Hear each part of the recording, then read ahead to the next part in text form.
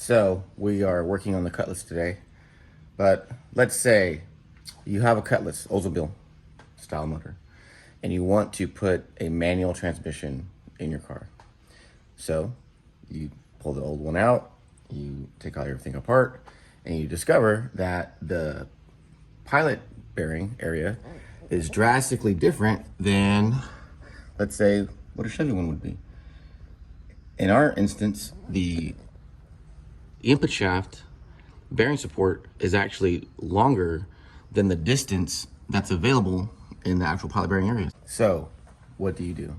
Well, in our instance, I am going to show you what you could do if you had a lathe and a mill and some skills for machining, or you can send it to someone else or to get done, or you could send it here. And I'll go through the process of what's involved in doing that, and then what materials we used, and then we'll get after it. Okay, so these are, I have my materials here. So this is brass. This has lead in it, and it's called free machine brass. This just allows for the ease of material removal. And it's going to be our base for keeping things centered. And then over here we have what's called a 5/8 drill bushing. These are typically hardened steel, and the drill bit will basically go through it, but it won't start to change its geometry at all. So it's stable. So what we're going to do is we have our base piece here, which we've already machined. So it came from here, cut it off with the bandsaw, and then we drilled a pilot hole in it just to get it started. And then the OD basically is roughly the same size as the crankshaft journal, the pilot bearing area, where the converter was. So that's done. In addition to that, we're gonna have to actually drill a hole through this axially and thread it with maybe a 1/4 or quarter 28. I would say 1/4, and put a set screw in here. And then what I'm going to do, I'm going to put another hole in it vertically, and that's going to basically be a pin. So the screw is going to go this way. It's going to push the pin up and lock the bushing in place, because we don't want the bushing moving around in the crankshaft while we're trying to drill it. So it kind of goes something like this, and it'll go like that, and then the pin will come up vertically, and that's basically about it. We'll put it in and start drilling. So that's a process. We have a new drill bit from McMaster-Carr. It's a 5/8 cobalt drill bit. So this one fits really nice. You can see here, just slides over like this. So that's that. So now the next, we have our bushing installed in the vise with our V-block. The V-block is just there to keep the bushing perpendicular to the machining surface. So we're just gonna drill a hole through it fast, and then we're gonna tap it.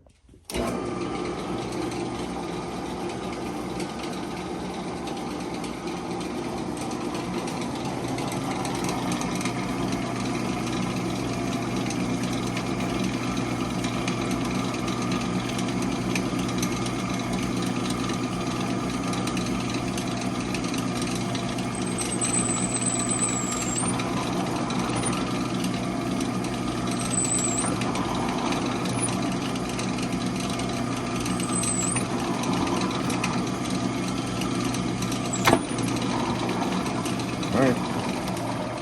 So this is the reason why we use free machine brass. You don't have to use any oil, and it's really fast, and you still accomplish the same goal of locating materials. Okay, so now we have our hole. So the next thing to do is to drill a counter bore, or not a counter bore, but a perpendicular bore in the Z direction this way. But the challenge is to get it right on top of this hole here, right? Mm-hmm. That's the challenge. So that is, I have to figure that out. So, I mean, there's a couple ways we can do that. We can use an index table or indexing a tool, but I kind of don't want to get all that out, right? I'm getting a little bit lazy. And I think I'm just going to eyeball it.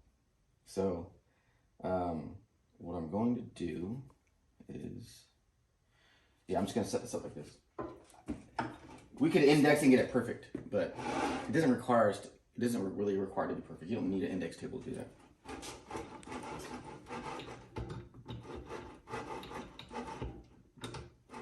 What do you do? Same as you. I'd ball it. Let's see how good my eyeball skills are. I do have my glasses on, so maybe that'll help.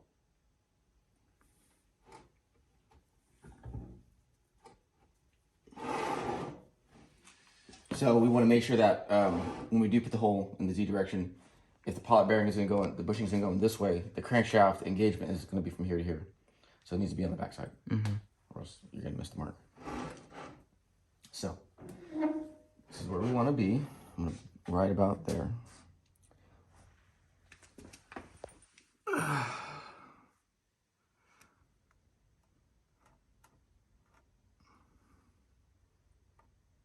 What do you think? I think it'll be.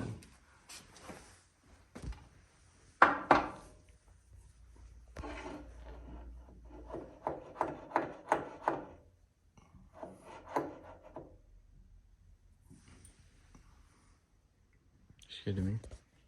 It's good?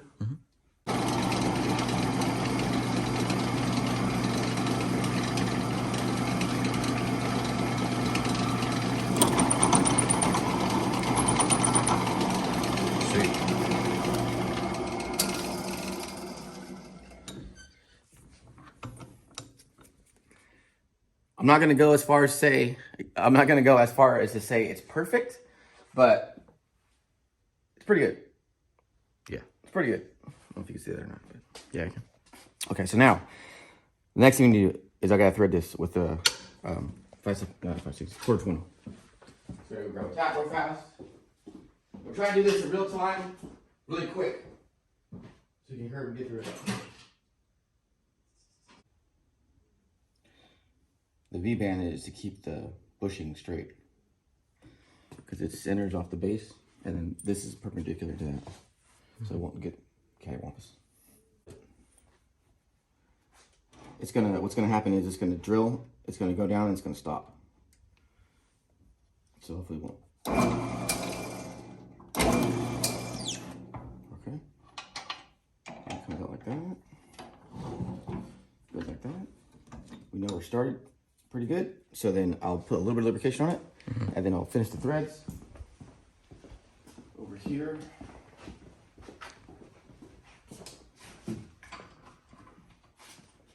Pretty cool trick. Huh? So it's a pretty cool trick. Yeah. Amazing what you can do when you're lazy. That's all it is.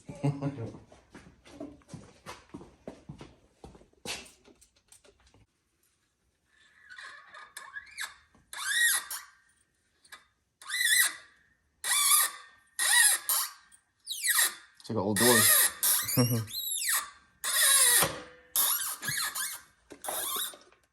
Now, the reason why, this is free machine brass, but it's still deep. It's a deep hole, so there's a lot of friction there, so that's why it's squeaking.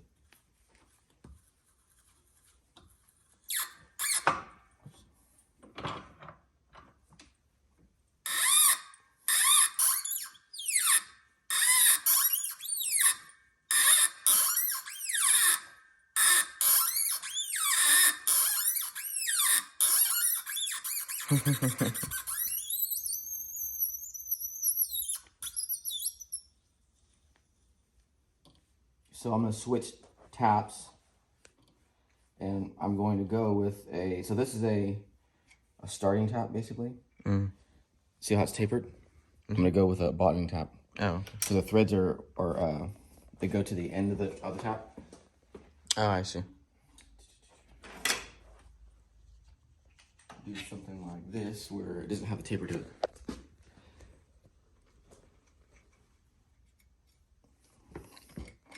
That way you can get through the whole bushing without bottoming out.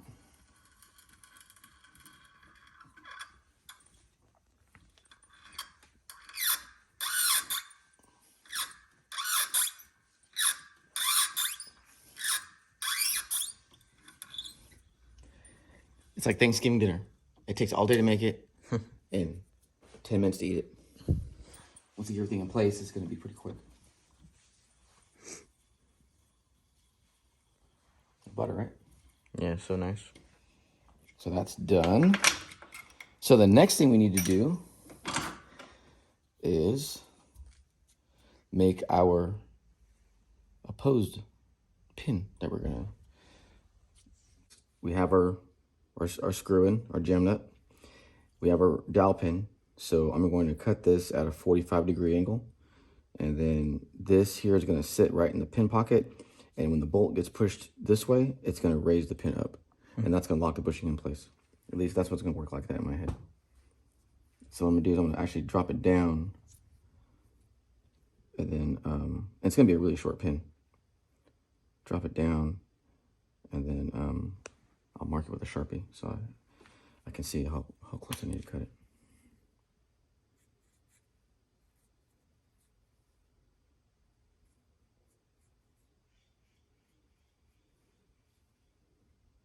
Like that. Yep. All right, so now what I'm going to do is take this out and cut it and then put a chamfer on one side. Okay. In hopes that I don't lose it. Yeah. Doesn't go flying off somewhere. Do we have a cutoff wheel over here?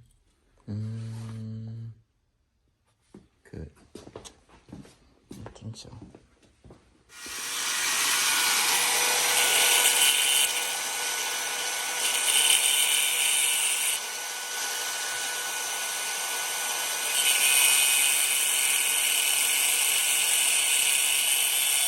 Okay, so now that we have our screw in, we have our hardened pin in place. I put a chamfer on the back side of it, if you can see that or not. There. So when I screw this in, if everything goes well, this pin is supposed to basically transversely move up, right? So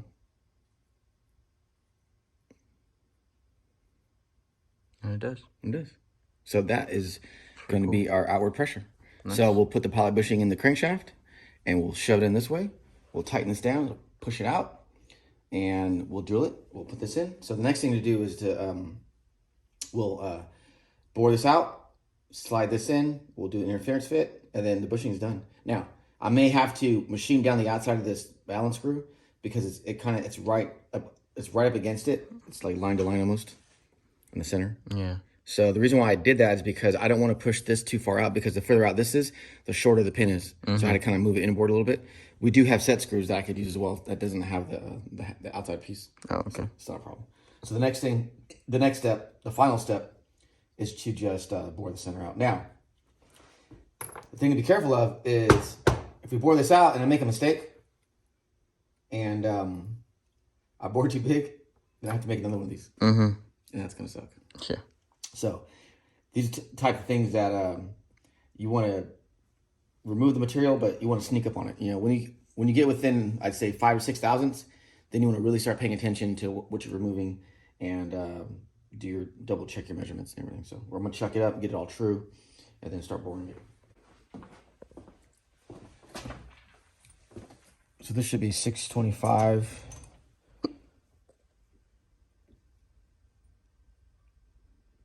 Okay, so 628. This is why you don't want to use drill bits. So 628. So we need to be, I think, 750.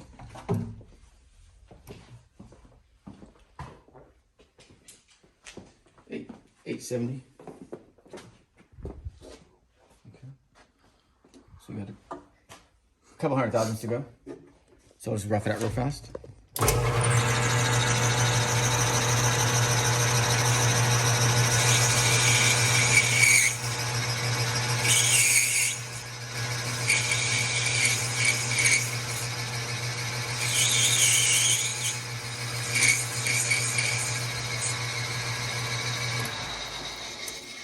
What I'll do is I'll just kind of get it close and get it roughly where I need to be.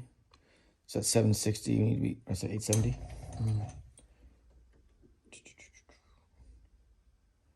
All right, so I'll just, and once I get it close, then I'll just start boring it out.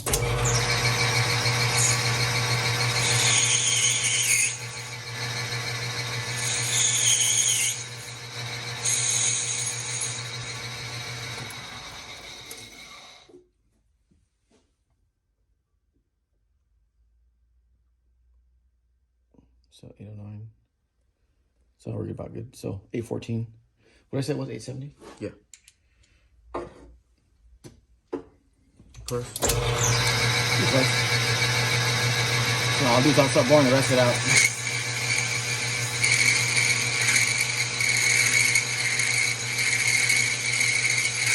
That's just basically that's my marker, so I don't go too far. On the front side of it.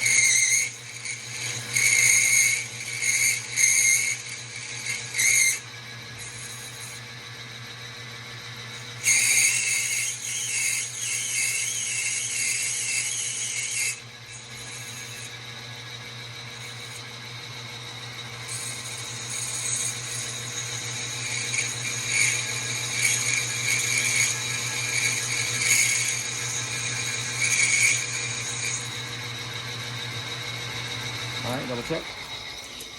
Make sure it's good. Typically, I would not use calipers for something like this, but 826. This is not a precision tool. It's not going to run. It's a precision tool, but it's not going to run in a vehicle. And once it's done, the area that we're machining out isn't going to touch anything. It just needs to be roughly in the center, so the input shaft doesn't hit. So we got about 50 thousandths left to take off. Exactly 50. Okay, so now I'll start measuring.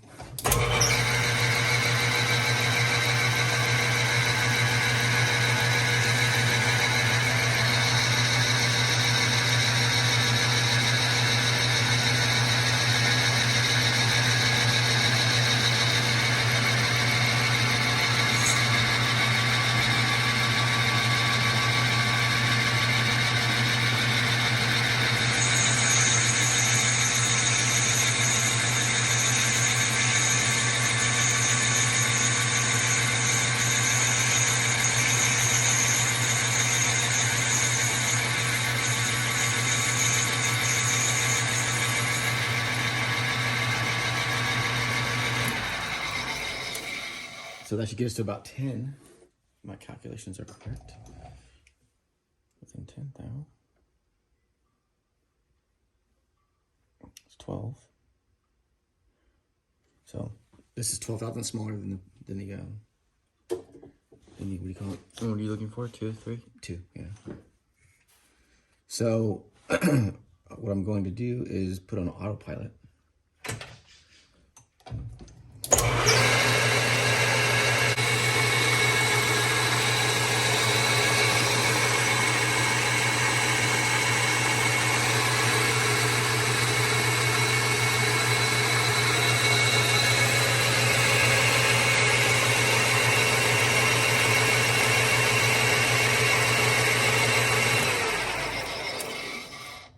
Okay.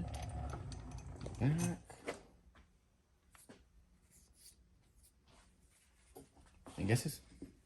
It's no, I didn't measure it. No, as far as the delta, I'm gonna say it's within 4. Close. It's within 5. So, do it again.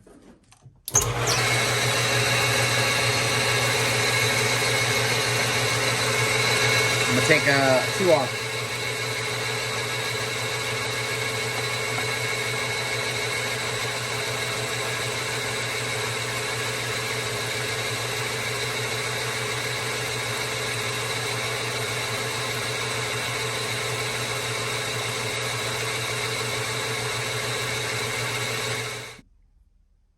So this is? 2. Wait, let's see, getting deeper. I gotta get it straight. About 2.5. Sweet. Okay, so. Perfect. Okay, all right, so we're gonna heat it up. Do a sanity check, make sure, is that close? You're gonna put a chamfer on the brass, so it's like a little, gets it started. Yeah, so let's see, yeah, it's about good. So it's close. All right, so we'll throw a chamfer on it real fast.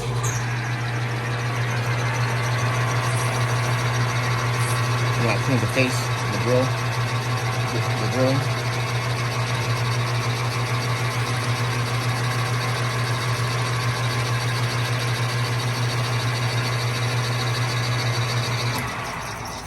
flip it real fast, just for good measure. That's good. Check for the side. Is that a new one? What? Bit. This? Yeah. Yeah. That's good. Mm-hmm. Check this out real quick.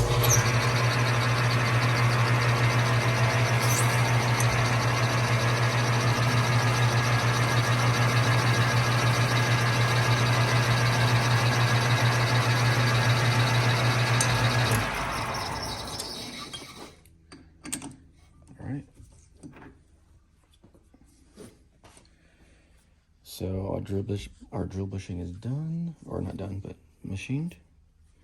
See that? Mm-hmm. Now we're gonna heat this up, the torch, and put that in the freezer. Okay, so now we're gonna preheat the bushing, so we can do a shrink fit on the collar for the drill bit sleeve. A press fit it's either 3 or 6 times more stable than a shrink fit is either 3 or 6 times more stable than a press fit. You know why? Because you're stressing the middle? No. Because when you do a press fit, you're actually removing material as it gets pushed down. So you're scraping it, right? And then all of the peaks that are machined, you basically fold them over. I mean, you might do that anyway when you shrink fit it, but when you shrink fit it, everything's already in place, and then it just kind of comes together. So that's why it's just a much. There's more pressure holding it in there. Holding it in here. So.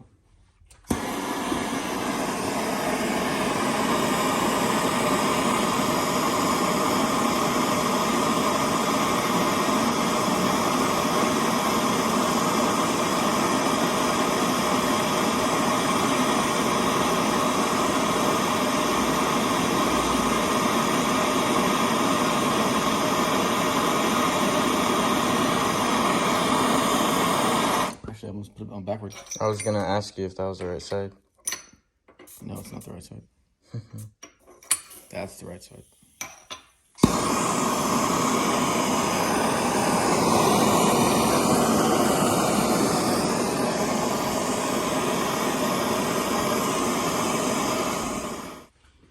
Nice and frozen. Nice.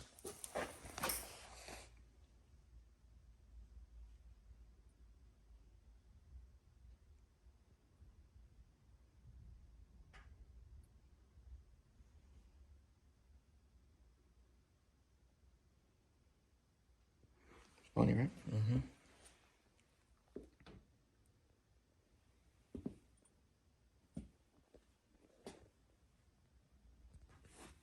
It's cool how it works like that. It like expands.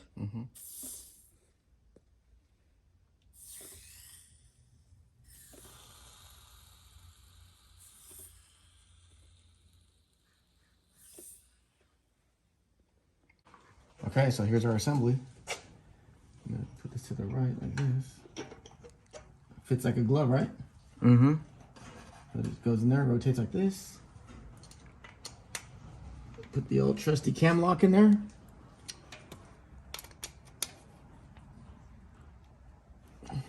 Want to demonstrate that it doesn't move anymore? Perfect. Yeah, so now, let's test it. It's the MCT Fabrication and Engineering, if it lives up to the name, engineering. Yeah. Where's the drill? Oh, here.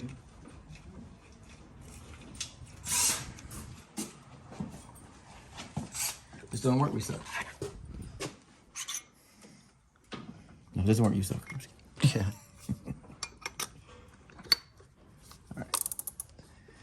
All right. Yeah, it's stable too. Things have to push off.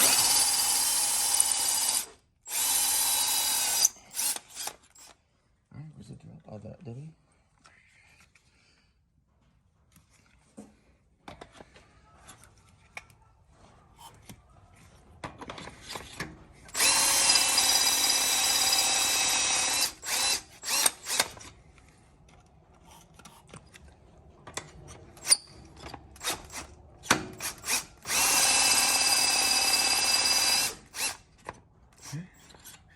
pull it out and check our progress.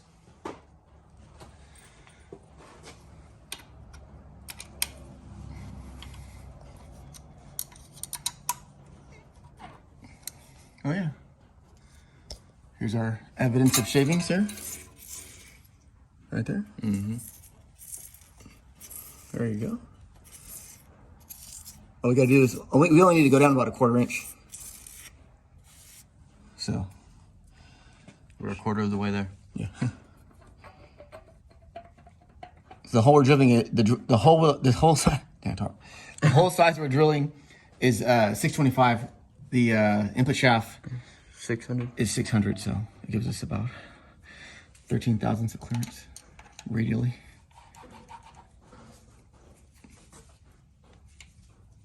You said 625? Yeah. 13 radially. Oh. Thought you were catching him. I was like, Yeah.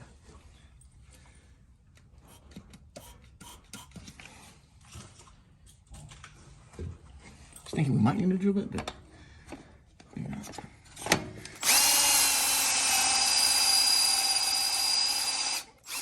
Typically, you don't use WD-40 as as a drill lubricant, but that's all we got, so it's gonna have to work today.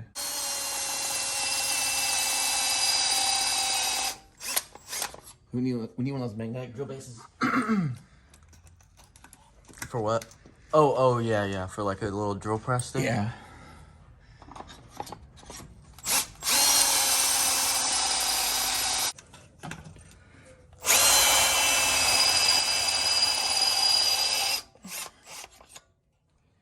It's really starting to get into it. All right. I'm about to vacuum this up. But you get the point.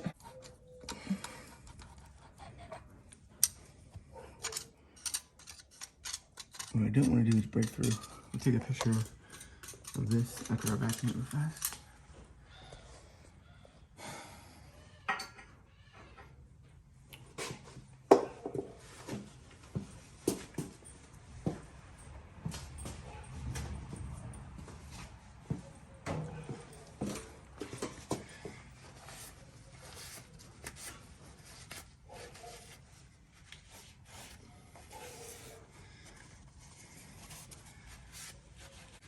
Okay, so here you go. Think that's enough? Nope. But we're gonna keep going until it is. What I want you to do is I want you to mock it up, and then I want to be sure that we're not going too far. Okay. I don't want to take more material off than we have to. Yeah. All right. Peace out.